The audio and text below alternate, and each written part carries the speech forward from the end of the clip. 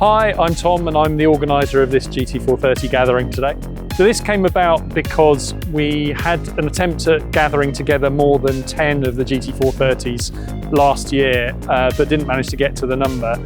And I decided that we'd try a bit more seriously to track down all of the existing owners and organise a bigger event that would encourage people to come and bring their cars. So we had the largest gathering of GT430s that had happened. So I've been a Lotus owner for the last 25 years, several different cars. I would describe this as being the peak Evora.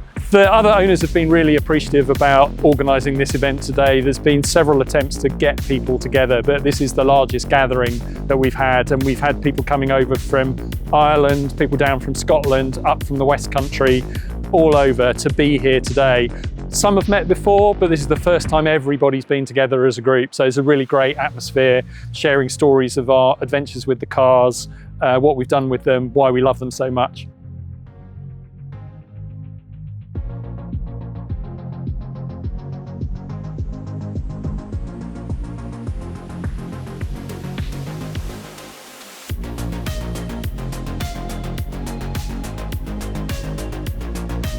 The GT430 was a special project done by Lotus to demonstrate their engineering and ride and handling capabilities. So they worked in close collaboration with Öhlins and MGR to develop the suspension setup and handling. They also had a relentless focus on taking weight out of the car. So you can see all of the body panels, they're actually all carbon fibre, not just the exposed carbon fibre that you see on the roof and the wings, but also the painted panels. So the car itself is 120 kilos lighter than the standard Evora, and that and the suspension and the carbon seats and the titanium exhaust mean that the handling and the turn-in, the dynamics are much sharper than the standard Evora.